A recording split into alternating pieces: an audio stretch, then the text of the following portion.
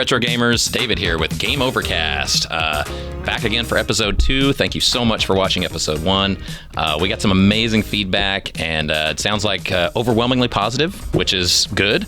And just a few negatives, but we won't dwell on those. We'll focus on the positive. Also, it's kind of strange that we actually got several inquiries about people taking over for me and doing the podcast for us and things like that, which is great. I appreciate the help. That's fantastic.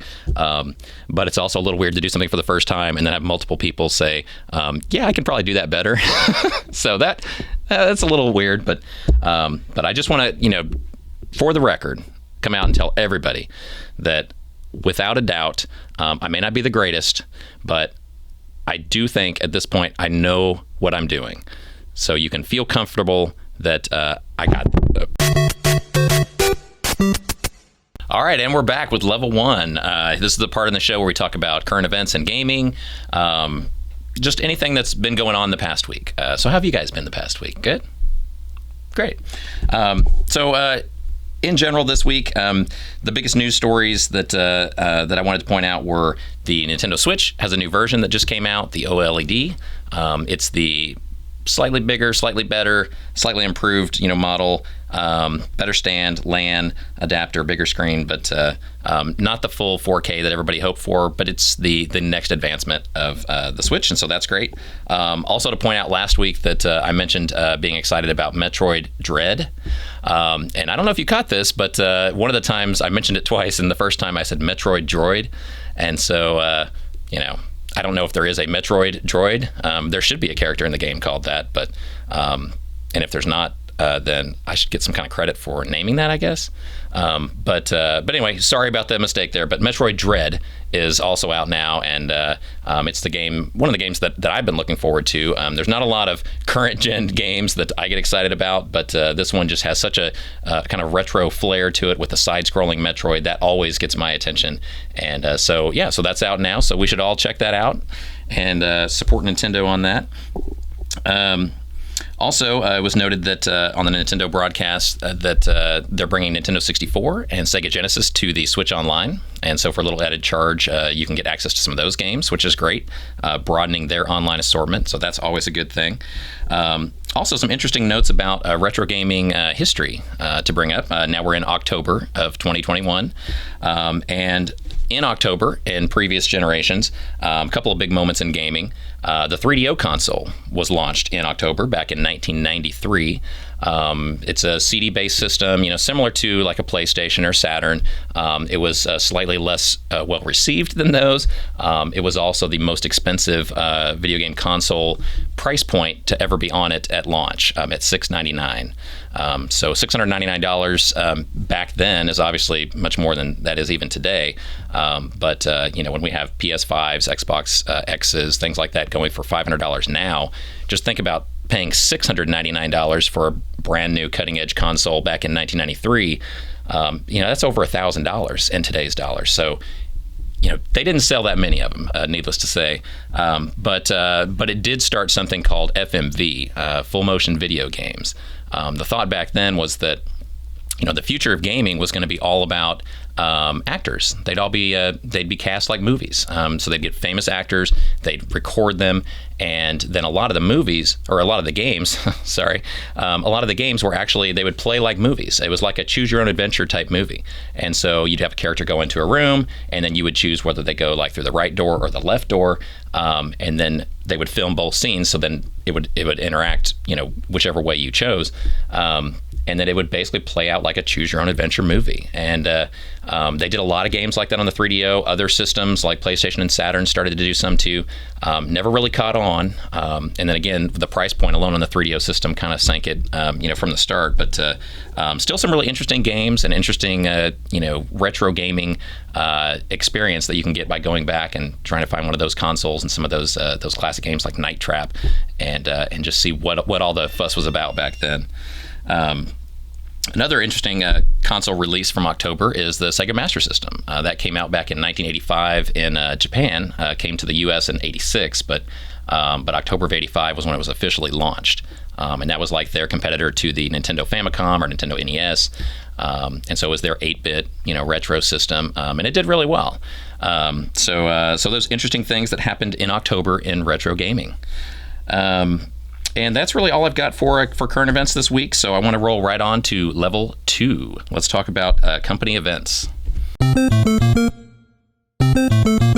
All right, and we're back with level 2. This is the part in the show where we're going to talk about current events going on at Game Over stores and other things on the store and local level that might be of interest. So first of all, next week is Columbus Day on Monday. Also, later in the week on the 14th is our Game Over anniversary. So believe it or not, we've been in business 16 years now. We started back in 2005, and since that point, have grown and expanded, and it's been crazy roller coaster ride. But yeah, we're coming up on 16 years, which is crazy. So in honor of that, we're doing a special sale all next week in celebration of that and the Monday holiday that a lot of people have from work. We're doing 20% off all of our used games, $50 and under. And it's also available online with the code GameOver20. You can get 20% off all of those used games. And on Monday, specifically, since that's a holiday for a lot of people, we're doing a level up on that. And instead of 20, it's 25% on Monday, but that's only in the retail stores. So if you go to our retail stores anywhere in Texas or in Washington, you can get 25% off all used video games, $50 and under regular price on Monday. So definitely check that out, and we'll talk more about the anniversary and Game Over and how it started and everything in the feature segment today in the podcast, and also carry that through into next week's podcast as well. So upcoming other events statewide, there's a Comic-Con coming up in San Antonio this weekend.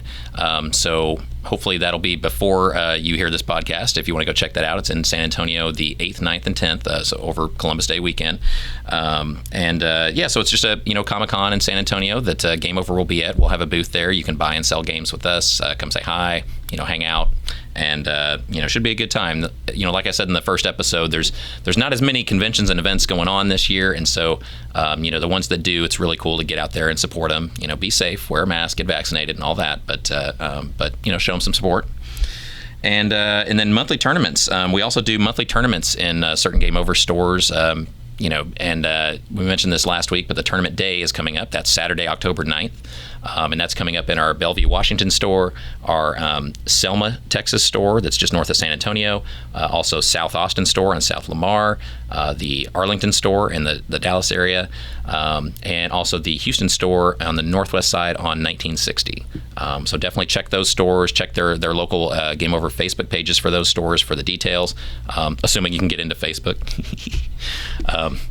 But yeah, check them out, and those events are going on Saturday, so it's an exciting week. So we're looking forward to all that. Also, in terms of CGF, my other job, I can let you know that Classic Game Fest is moving full speed ahead for 2022. Vendor booths are now available. The pricing and details are all on the website at classicgamefest.com/vendors. And you can check that out for all the details on the booths. Fill out an application. Once we get the application, I'll send you information on payment and get your sales tax information. And once we get all that on file, booths are actually placed in order of me receiving all those documents. So you definitely want to apply early to get a better spot. If you wait till like next summer and you think, well, I'll put it off, I'll do it, after New Year's, I'll do it, right before the event, next spring. You're going to be in the back of the room. So if you want to get up front, get where the most traffic is, and honestly, just get cheaper booths because they're cheaper than they'll ever be right now when they first go on sale. So now's the time. So definitely check that out if you're interested in coming to the biggest retro gaming event in Texas. We had a fantastic year this summer with over 7,000 people. That was our best ever, which was crazy because of COVID and everything. But yeah, we just hit a sweet spot in the summer, and our event really struck a chord, and people came out by the thousands. It was crazy. So definitely want you to be a part of that next year. And also, we're open to suggestions. If you want to email us at info@classicgamefest.com. If you have any suggestions for who you'd like to see there, YouTubers, special guests in the industry, any certain vendors we should reach out to, any suggestions, whatsoever, bands that you want to hear play. Live music's always a big component of CGF. So definitely start sending those suggestions in, and we'll start the wheels in motion of reaching out and lining up guests and all that now. So send your suggestions our way. We really appreciate it. Next thing is we want to talk about some new items in the Game Over stores or in our website.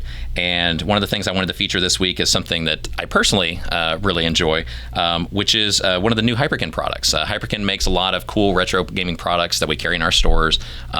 They make like third-party Nintendos, Super Nintendos, Genesises, all kinds of cool, kind of remade retro consoles that still play the original games. So they are fully legal, and they use your original legal games.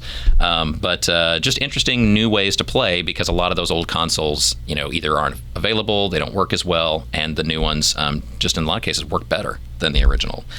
So the one I wanted to show you today is this one here, the Retron 77. It's basically a third-party Atari 2600. Those came out in 77, so that's why it's called the Retron 77. They have two colors, black and this new like clear orange. And it's really cool. And I don't know if I'll do a quick little unboxing for you here. They're $69 each, brand new. And like the really cool thing is not only that that it plays the original cartridges, but that all of the components are actually brand new. So you get a brand new controller with it. And I just love this like clear orange color. So that's really cool. Actually, that's a very long.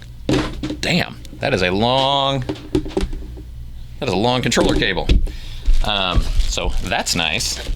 And let's take a look at the unit, because this thing is really small. Like, I don't know if you've seen one of the first things they made back in the day, Hyperkin and some other companies made these like third-party Nintendo systems that look kind of like this, a little square device. You put the cartridges in on the top, and it plays your original carts on a new-made system.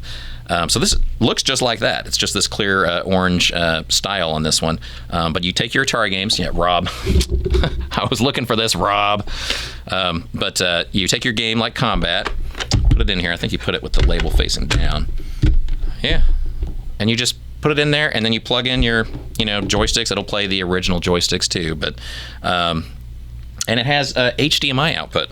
So if you're playing Atari these days, number one, you're awesome. But number two, you probably don't have like those big, huge tube TVs around the house anymore. And so you're playing on a modern flat screen type TV. And to do that, when you hook up an old system like an Atari to it, often the picture quality is really bad. And so, it makes it not as fun to play, right? Because it's a hassle.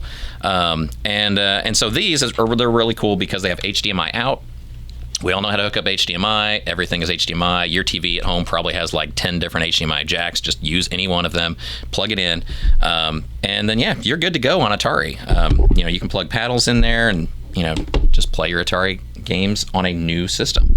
So really cool. $69. We've got black. We have the clear orange. They're both available in Game Over stores and on our website.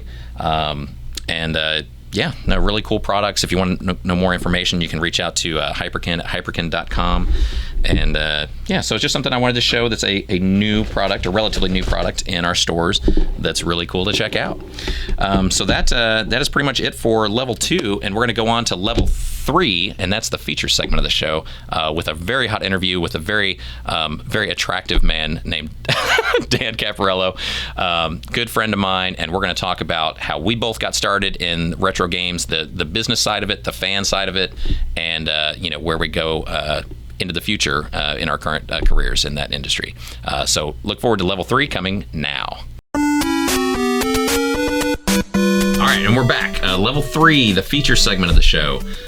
So this time we're going to actually do an interview, kind of a joint interview, actually. Yeah. I interview you, you interview me. Yes. Okay. So the part of getting to know Game Over is getting to know me. And so we're going to talk a little bit about, my history, and Dan's going to, help kind of, interview me on some of my background. But then Dan, as our first employee, I'm going to interview him also as somebody who's also obviously into retro gaming, has been with us, in the very beginning, and does his own podcast and other things on the side. And yeah, we have a lot in common, and so we're gonna talk and we're gonna interview each other. So first and get ready for latest questions. Employee. That's true. Sometimes, and this is why I tell people, like, you never burn bridges. Never burn bridges. Because you never know when your former employee, your former coworker, your former boss, whatever, that person might be offering you a job at some point down the road. That person might be working with you without it being your choice down the road, and you may just be thrown together again. And so you never want to burn bridges. Just stay friends with people. And even though you hate me, I'm glad that you're still doing this. The world is small. The world is a small place. And if you can still work with your mortal enemy, then No, I love you, dude. We love each other. You're good. Yeah, we're good friends. Yeah. Well, cool. Well, that's good to know. So I know the questions will all be softball, easy questions. But yeah, so let's talk first about the beginnings of us. Who are we as people, and why do we give two shits about retro games? Yeah. Okay. Oh, you're cussing on your podcast. Oh no, was that? I guess that is. The S word is definitely. Yeah, that's one of the. Do you want me to bleep you out? No. Okay. That's okay. I mean, we're all adults here. Don't complain about. I may have the occasional bad word, but like overall, I'm pretty good. We're a PG-13 podcast. I'm PG-13. Yes, it's like a Marvel movie. Yeah. Every once in a while, you're gonna have some kind of crazy thing happen, and someone's gonna say, "Oh shit," or "Oh what the," and then Cap comes in. He's like, "Language," and everything's cool. Yeah, language, everything's David. cool. Language. Okay, I'll be the moral compass for the podcast. All right. So let's get started. Yeah. So I'll start with you. Okay. So you're younger than me. Yeah. I won't talk numbers. You're probably younger than me. Yeah, about 10 years. So how did you get started in gaming, and how did you develop a love for retro gaming specifically? Yeah. For me, gaming kind of like my older brother had an NES. But that wasn't like, I was too young, and like I didn't really get, it was cool to watch Mario, but I wasn't able to like actually do anything with it. It was like I might as well just watch a cartoon. But I remember the moment where I was like, oh my gosh, video games, was seeing Donkey Kong Country, this game right here, at my cousin's house for the first time. And being like blown away at it looks like a Pixar movie. Like, what is happening right now? Yeah. And so I begged my dad for Donkey Kong Country for Christmas and got it. And that was kind of like that's like the like genesis of Dan being a gamer is right there, Donkey Kong Country. And still just always at the top of my list of best games ever made. It always is. And then so like, fast forward, and I'm like super into retro gaming, N64, GameCube. 2008, I have a pretty sizable collection, and I sell all of it to you, actually. Yeah, that's probably about right. And probably one of the biggest mistakes I ever made. I won't go into details, but there were a few $1,000 games in there that I wish I had now.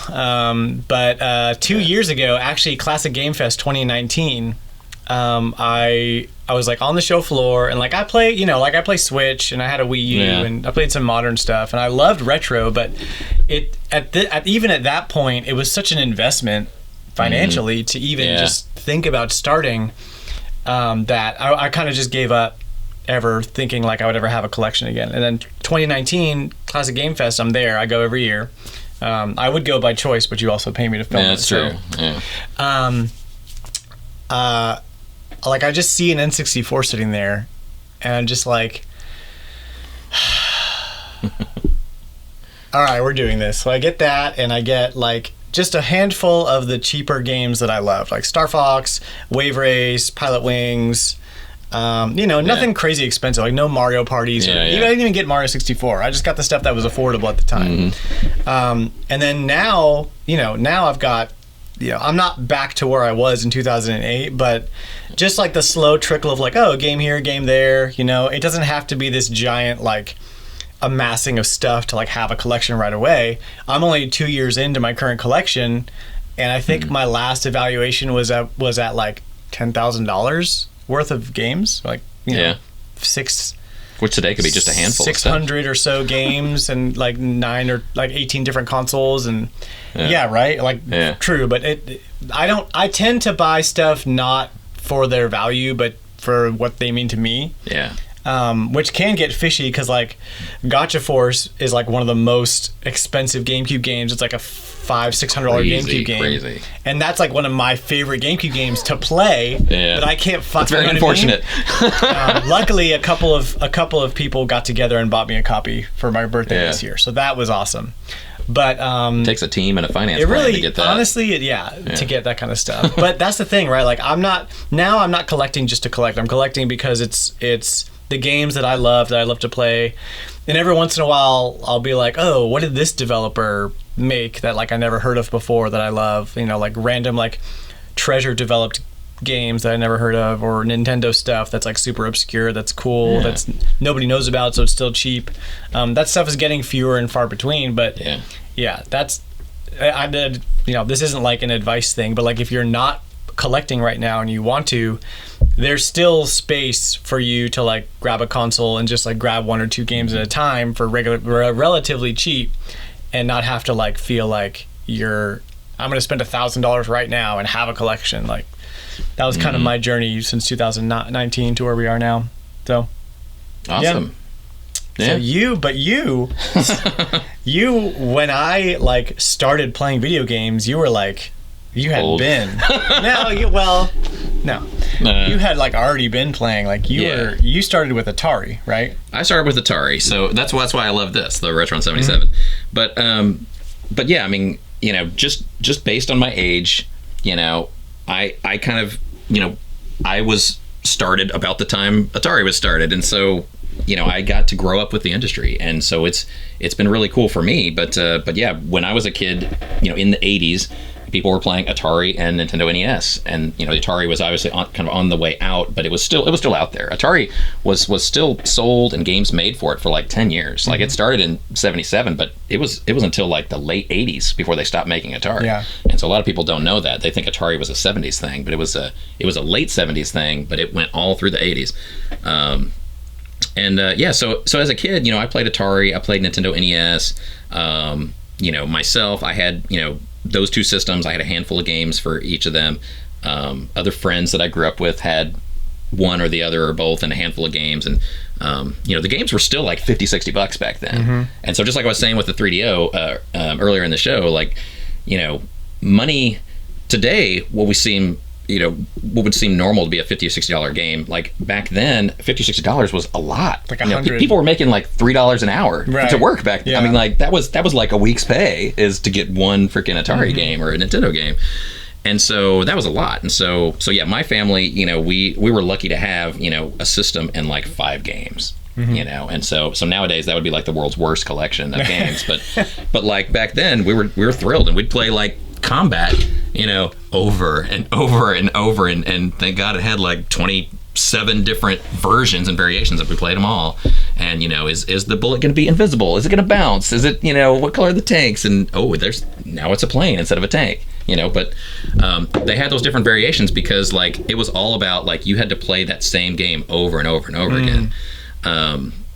But yeah, I always played. It was always a casual kind of part of my life. I was never hooked on it or you know, would play it nonstop like a lot of people do today. I was always a casual fan, but I always loved games.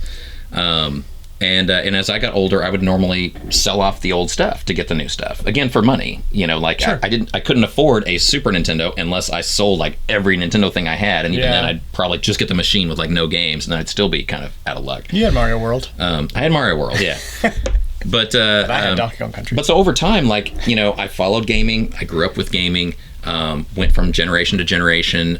You know, normally selling the old to get the new, and kind of, you know, I would graduate as the generations would graduate year to year, and got to the point where I guess I moved out of the house maybe at you know, like 17 years old, and I think at that point I didn't have very much video games left, like, you know, to make that work, to get out on my own.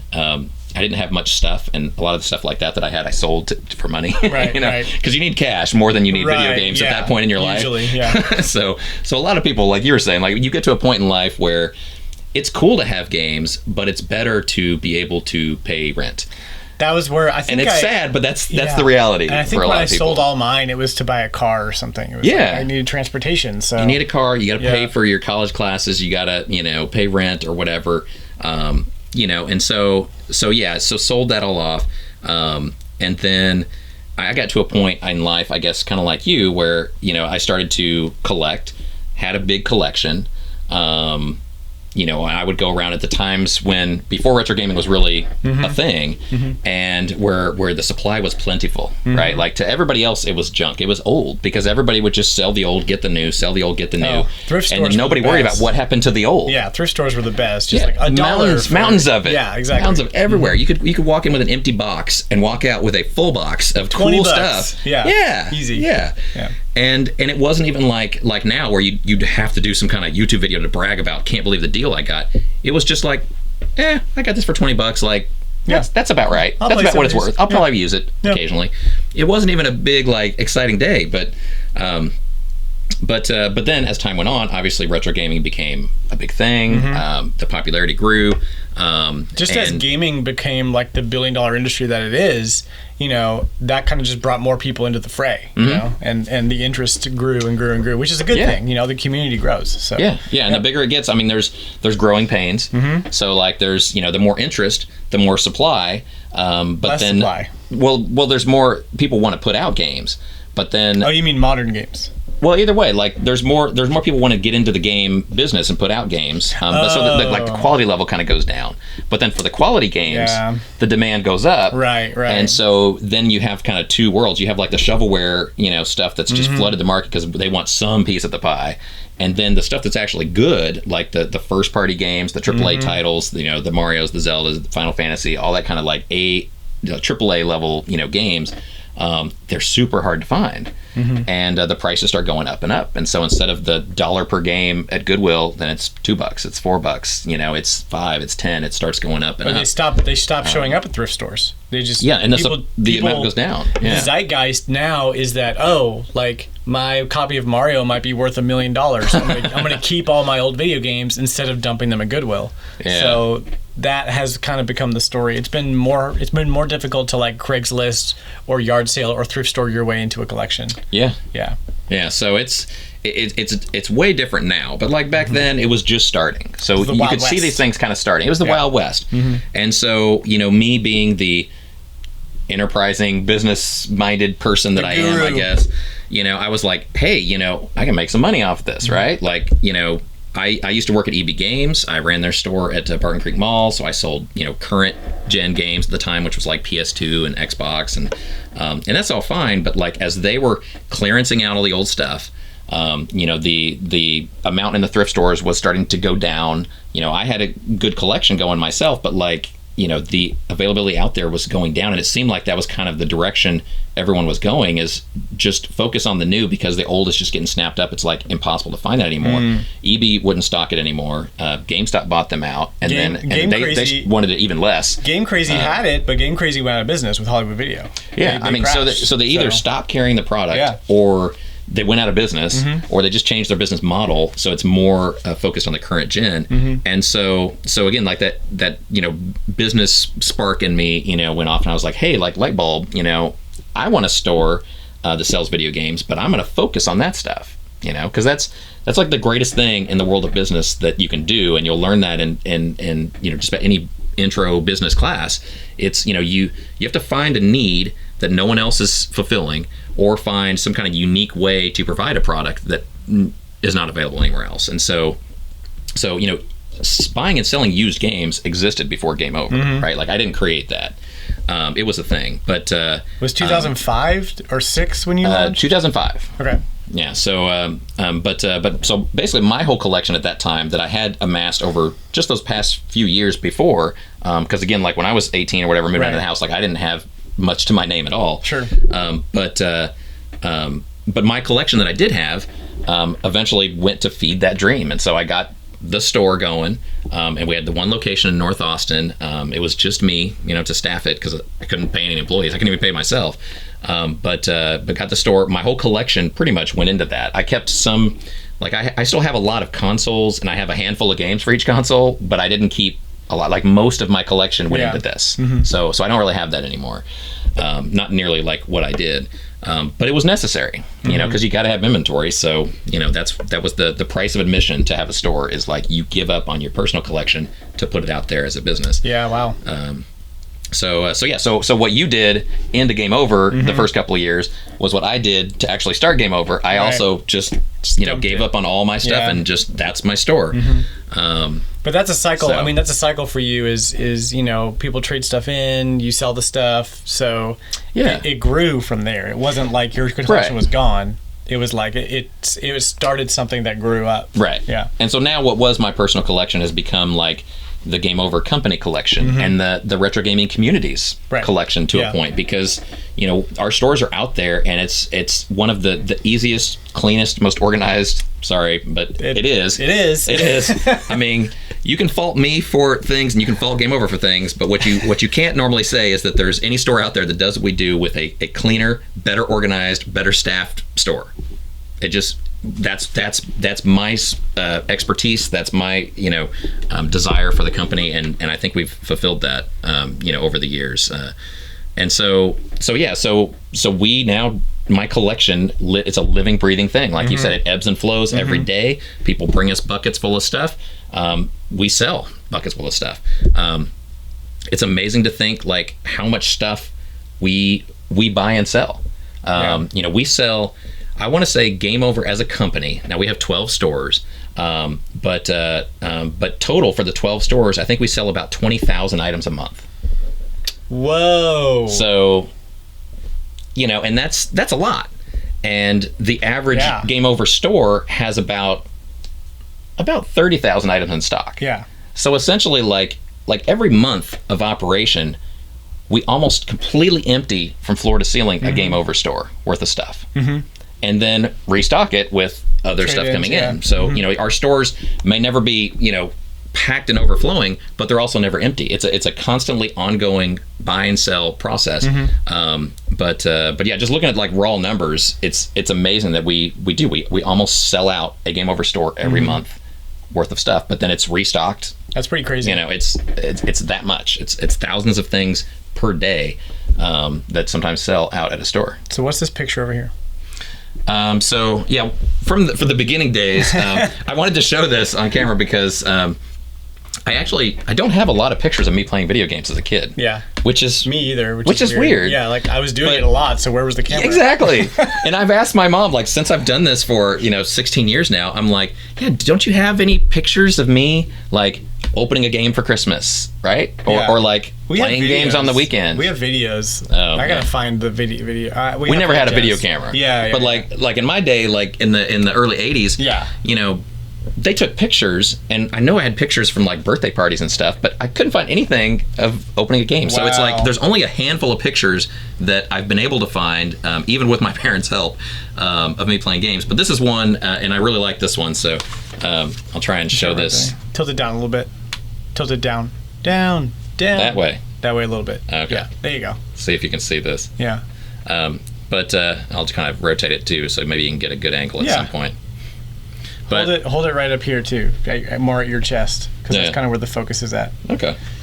That's right there. Got it. Vanna White. I'll get this someday. I really will. It just won't be soon. It's okay. It's tough. But it'll be someday. It's all good. But yeah. So this is me. I'm wearing all blue, very light blue jeans, very stylish. I was probably the envy of my elementary school style fashion at the day. Stylish guy. And this is my little brother Jason. And that's our Atari, and you can see we're playing like some pole position on there on our wood grain TV with our gold curtains in the background. Nice. You can't see our green ugly ass couch that we had, but that was there too. But like I was so excited about the cord being, I guess, 10 feet long for this Retron 77, because the cords for Atari were really short. That was like 2 feet. So this is how you had to play games. You literally had to sit your ass. I'm sorry, I'm really cussing in this show. You are, yeah. You really had to sit on the floor and have the machine right in front of you, so that the cords would reach. So that's how we would play. But I just love this picture because it's us playing together, and And honestly, you can tell there's an age difference there, right? Like my brother was 6 years younger than me, and so a lot of it was me playing the game, and he's just like target practice for me because he didn't really know.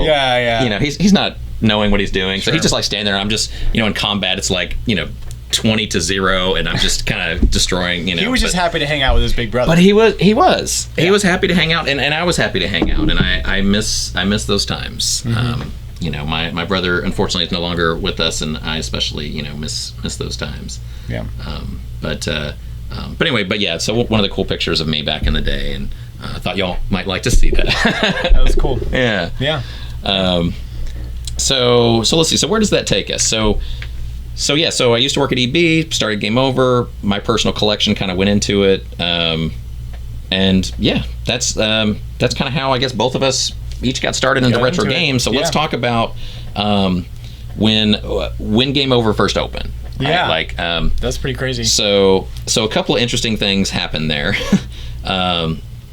So the first weekend we opened for business like on a Friday, I think it was, and we actually had our first break-in on that Saturday.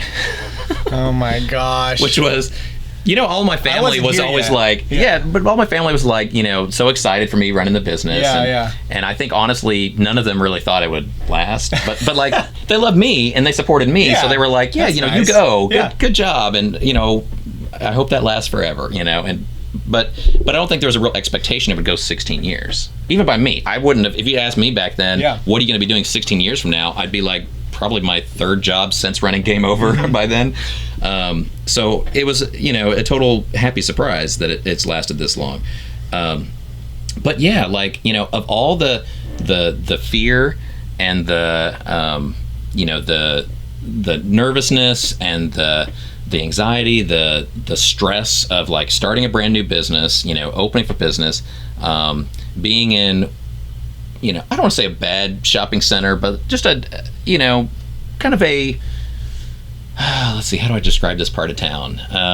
Just a central, not the urban, most, kind of not the center. Most, like.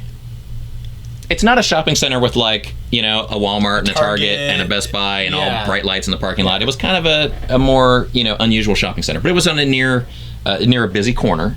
Near a bus stop. Near a bus stop, had good visibility, and so I loved it, and the price was right. But I mean, it's scary starting a new business, right? Oh, yeah. So I'm just worried about, will anybody show up? Will anybody buy stuff? And we had some customers, had some sales. There's customers that shop to this day that came in that first day or that first weekend, and a lot of them I knew personally because I was there. I was the salesperson and the trade processor and cleaner and everything. So yeah, I got to talk to people and interact a lot with a lot of our first customers. But yeah, no, as scary as that process was, the second freaking day got broken into. And it wasn't even just like a I guess there's no normal break-ins, but usually... What did they take? Well, like, I don't remember what they took.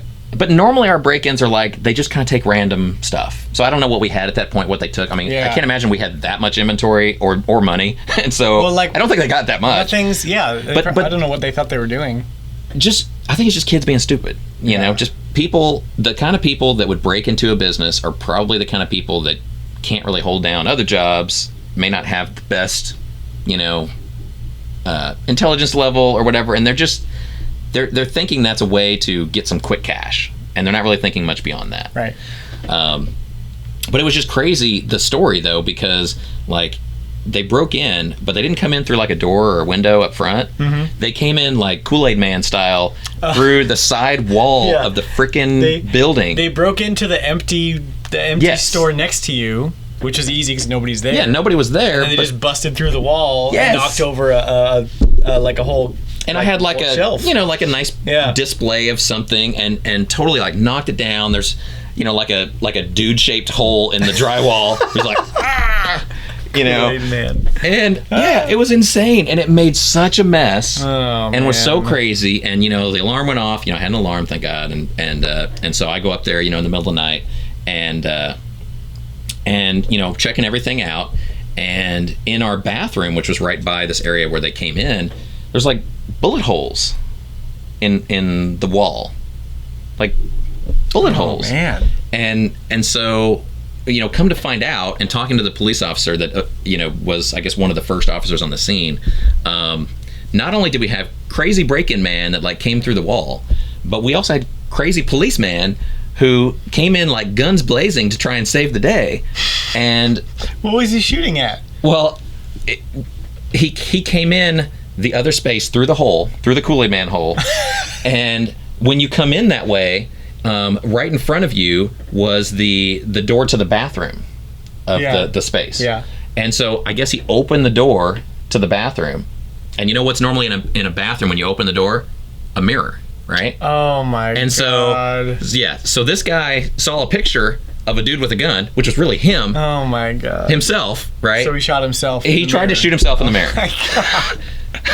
So, it was crazy. What a mess, dude. And so, there were bullet holes on the wall in the bathroom. And behind the bathroom was my little stockroom office area. And I kept excess overstock systems and stuff I needed to clean, and the back room of a store, there's always stuff back there. And so one of the bullets got wedged in a Sega CD player. Oh my God. So I had a bullet wound to a Sega CD player that I had to lose, and I was more mad about that. The mess is man. But the mess was huge, horrible. And so I don't remember what they got. And like I said, we didn't really have that much stuff, and I'm sure I didn't have that much money or anything in the register. I mean, it's but the damage. Yeah. Repairing a fixture. Repairing the wall, horrible. Painting. Patching the holes in the wall in the bathroom, and the end of the Sega CD player. That was the second day? That was the second day. I thought I remembered another break-in when I was working there. When did I start? You probably did. There's a sad reality of having a retail store, which is break-ins, and they happen a lot. Yeah. And I normally don't talk about them a lot because I don't want to convey that sense of doom and gloom or whatever. Right. But it's a dark side of the business. There are, and we'll talk about this later in the boss battles too, because it's something that I'll go into more detail then. But it's like a cost of doing business that you just can't avoid. Like if you have a store, your store eventually is going to get broken into. It may be never if you're lucky, but odds are it's going to be at least once or twice in the time of you having a store. If you have a store with something that's a highly, pawnable, I guess, product that's easy to sell like on the street or whatever, like video games, maybe more common than some, but yeah, it's the kind of business that does sometimes get broken into, and it sucks. Because there's costs that go into that are hard to bear, for business owners. So anyway, so that was like the welcome to the neighborhood. Oh my God. But the thing that kept me going was the customers, because I really did have some great customers.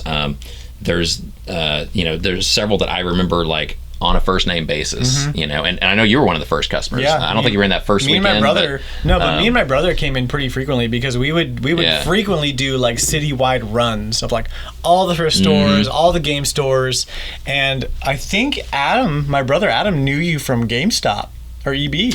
Right? Oh, that's right. Yeah, so he knew the store was opening, so I might have been there the first weekend or the first. That's right. And actually, because I have an image, and I don't remember the circumstances around it, but I have an image in my head of the store messed up from that break-in.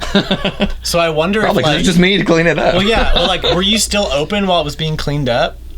Probably. Okay, because I think I remember coming in and you telling us that story, and like all the like drywall on the floor. Yeah. And, you push the thing back up against the wall, but you could still see like the head of the outline coming out of the wall, like, man, and we just felt so bad. Yeah. Because you were really cool, and like your store was really clean, but that just happened, and man. But so yeah, I might have been in there the first weekend or first week at least with my brother. Yeah.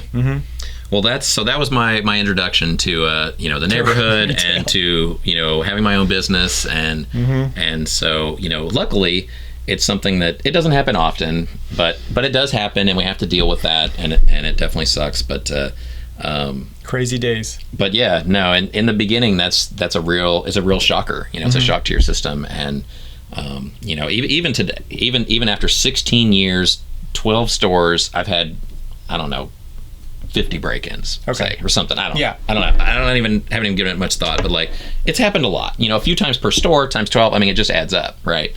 But it never hurts less. I'm better at cleaning it up. Like I have, a glass guy, in just about every city, a lock guy to fix locks, and I have alarms and cameras and stuff, and but it never gets easy, and I'm always just floored at people just having the balls to like do it. And not that, because it's really like, it's a cowardly thing to do. It's not it's lack of balls. It's a cowardly thing to do, but like, the fact that people just do that. The audacity. That's a good word. Audacity. Word of the day. But I mean, even today, like Game Over is bigger and more successful than it was in 2005. Sure. But like, we're not GameStop. I don't have huge deep pockets full of cash. Like, it hurts. You break $1,000 piece of glass in the door. Like, that's $1,000. That's a lot of money. That's one of your employees' salaries for like 2 weeks or something, like 3 weeks. Yeah. So no, I mean, the money, that sucks. The money at a small business goes really fast. Yeah. And that's just a way, break-ins are a way that it really accelerates that, and it's in unexpected ways and in unexpected timing. Sometimes like opening weekend, and I've had them like over the holidays, like Black Friday weekend. I mean, there's times when you absolutely need to be focused, like time, energy, and money on other stuff, and then crap like that happens. Yeah. And it's just thrown in your lap, and it's like, well, Mr. Business Owner, good luck with that. So crazy. Yeah. So crazy times, but I like to focus on the good. So I wanted to tell the story because I think it's just now funny. It wasn't so funny back then. It's a little funny. It was kind of funny back then, just coming through the wall. That's just what I remember. I'm just like, Kool-Aid man. Because the cop's like explaining to me what happened when I get there, and I'm like, what? And he's like, they came through, and I'm like, through the wall? Like, he thought he was being smart. And you think walls are strong, right? Yeah, wow. Like, you think a wall is strong, but walls are not very thick sometimes. It's just drywall. It's just drywall, and there's gaps between the studs, and somebody can, push through, I guess. I don't know.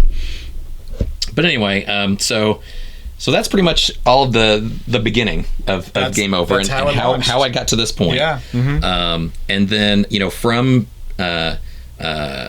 so to maybe break this up, and like, that's most of the beginning stuff. Yeah. So how you and I got into games, how we got Game Over going, started to expand, bring on other employees and stuff, and hired Dan and other people. So are you wanting to cut up into part 2?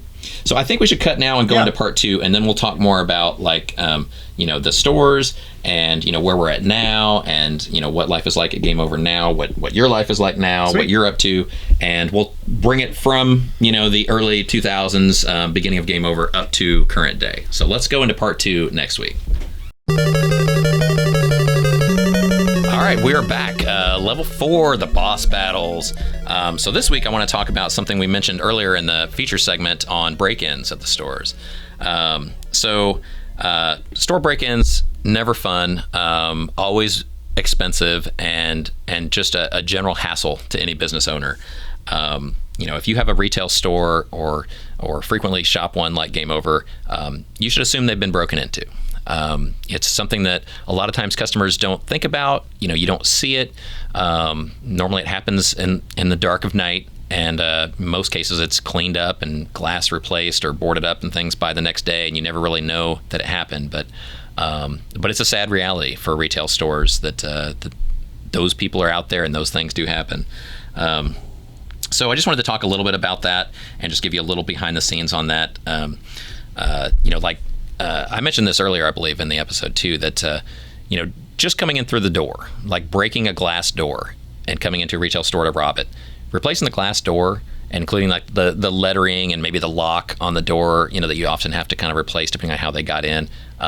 You normally spend at least about $1,000 on that, which is a lot of money. And that's considering they get nothing, right? That's not even adding on the 3 Xboxes they carry out the door, or the handful of money or games or boxes or whatever they take. So it's a big cost, and it really sucks that people do that. But it's something business owners just have to be aware of. And so there's ways to minimize that. And so I wanted to talk about a few of those real quick. So, definitely at the end of the day, we do this at Game Over, and I highly recommend it. When you pull your cash drawers out, we actually take the tills out, put them on top of the counter. That way, anybody looking through your windows at night will see the cash drawers there and realize there's no money there. Believe it or not, people think that even in this day and age, like that stores keep thousands of dollars in their registers, and they just come in and steal that little drawer out from under your register stand, that they're going to be rich. And there's no money in there. All we keep is the coins in there. Every other cash gets deposited. There's no money there, so don't break in for that. But also putting those on the register on top. That's something that I learned back. I don't remember if that was with EB or where we learned that. But one of my retail jobs over the years started doing that, and we do it at Game Over, and it just. Like I said, it just kind of eliminates some of those people that might look in the window and think of doing something, but then they see the empty cash drawer on top, and they're like, okay, they've already deposited their money. Also, cameras. I think an alarm system goes without saying. You should have an alarm for sure, but that only lets you know when they're there. And by that point, it's already too late because they're already there inside your store taking stuff. But having a good camera system is always a great idea. That's something you can reference back to, the police can reference back to. A lot of times it's hard to catch people, even with video footage, but it's a lot harder without it. So it's definitely something you should invest in. Why should we care? Why should you, as maybe just a gamer, fan of the show, customer of Game Over, why should you care? Well, break-ins affect all of us. And so even though you don't see it, and you as a customer may not be like writing the check to the glass guy to fix the door, those are costs that are borne by everybody. Every small business has some of those costs kind of built in. People are going to shoplift, people are going to break in, people are going to just do things that damage your business and that you have to make up for by spending money in a certain way to repair things. And so it's unfortunately one of those kind of baked in costs of doing business. And so it's something that we should all be aware of. If you or anyone is involved in that, please tell them to stop. It's not a good lifestyle to be in. It only ends one way. It may go on unanswered for a while, but eventually they always get caught. They always get fined, get locked up, get punished. So it's just a matter of time, and it's just a stupid thing that people do when they think that they can beat the system, and it's just wrong. But if you like a store, if you care about your friends that work there, you want that business to survive. We all want to be concerned about that and be aware of our community and the stores that we love and support in our communities, take a personal interest in them. If they get broken into or something, go out the next day and go buy something in that store, because that they're out a lot of money. Even on a little break-in, it's a lot of money, and then sometimes break-ins can be a very large loss of money. So there's bills to pay, employees to pay, so they need that help. Have an alarm, get cameras. Also, with those cameras, I always recommend randomly checking those cameras, because sometimes you'll see shady customers. Occasionally you'll see employees doing things they're not supposed to be doing. So it's always good to have a camera system, even for the just day-to-day managing of your business. So I definitely recommend having a camera system. And then also keep an eye on social media.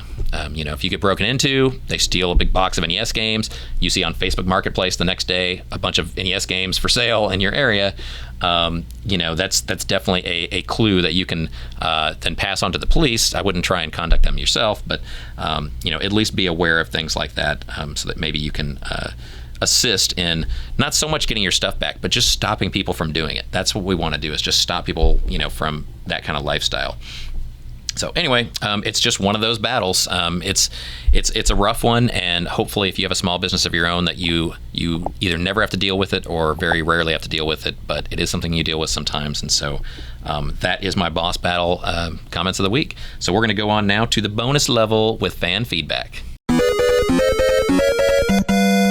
All right, we're back. We are on the bonus level now, talking about fan feedback. I didn't get a whole lot of questions, but definitely got a lot of feedback on the first episode, and so we really appreciate that. It's been overwhelmingly positive, like I said in the beginning. A lot of, great job, good to see the show back, like the new direction of the show and everything. And so I really appreciate that. I appreciate the offers to take over and do the show for me. But unfortunately, it is what it is. You're kind of stuck with me, so I'm sorry, but I will do my best to do as good a job as I can. But unfortunately, there's no budget for additional staff or younger, better looking people. You're stuck with me. Sorry. But anyway, thanks for all the feedback. That's been great. I know the show is different too, and so I want to make sure that in the beginning, if you were either a follower of Game Overcast initially, and it was more about, like a fan podcast about gaming, and now you're listening to this one, and it's kind of half about retro gaming and half about like small business stuff. I know it's different. My hope is that's what's going to make it appealing, is that it's different in that way. And so I hope you enjoy that, seeing the kind of half retro gaming insight show, news and events and things like that, but also you see a little bit of that behind the scenes. You find out more about me, about what it's like to run the business, and just what makes Game Over tick. And so I think that's interesting, and I hope you find it interesting too. But it is different, and so I appreciate all of you that have either come on board now with the show or that have stuck with the show through this new reboot, because I understand it's a change. So overall, that's kind of all the feedback. No real questions to answer. Had some great suggestions for future shows, and so we'll try and work those in for sure. I definitely want to do more feature interviews. I only thought that the first couple episodes we would interview me because that's the history of Game Over. But we'll have outside interviews, people like Dan, people that are doing their own podcast, their own retro gaming stores, their own impact on the retro gaming community, and have them featured on the show too, going down the road. So feel free to suggest anyone that you want to appear on the show. Let's see. So going into the next episode, if you have any questions for me, comments, suggestions for the show, you can always email podcast@GameOverVideogames.com. Also, you can comment on any of the feeds, the podcast and YouTube feeds. You can add comments there, and I'll try and answer as many as I can. I don't know. Favorite color, favorite game.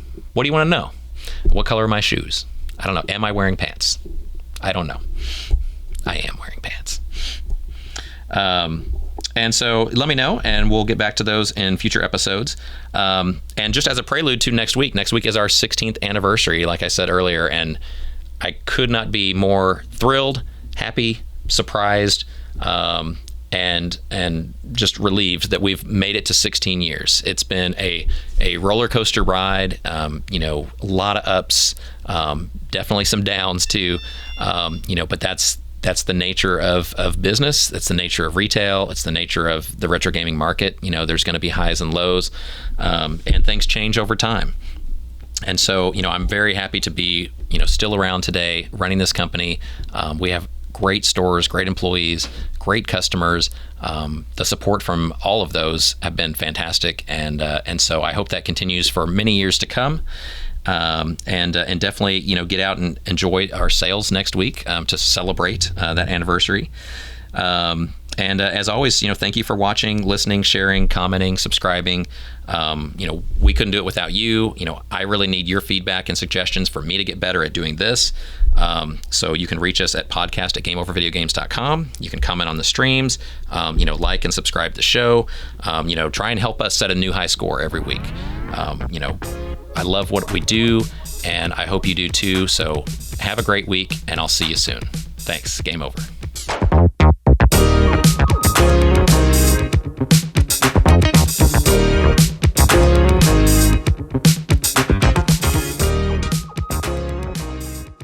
What do they call that where you do the sounds that they're I'm going to do some ASMR.